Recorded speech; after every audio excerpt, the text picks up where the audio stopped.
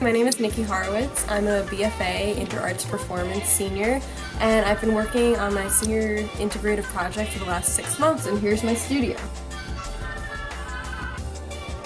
So this is where I get most of my work done, kind of researching and meeting with different performers from School of Music, Theater, and Dance, including musicians, artists, dancers, actors on a collaborative multimedia video installation that analyzes 7 performers from the School of Music, Theater, and Dance's memories. Each scene is an aspect of their identity or an event in their life that has affected them in a drastic way. We've been filming these scenes using projection interaction design with an LCD projector the last 5 months or so. One of the first things I did to start off this project was to figure out what projections looked well on a video camera as opposed to in straight photography.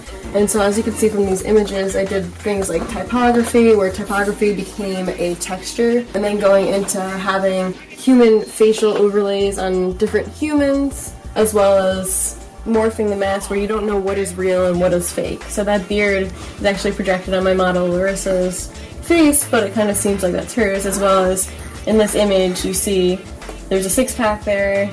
However, that's not hers, the projection, and kind of tricking the viewer into not knowing what is virtual projection versus what is a real tactile object.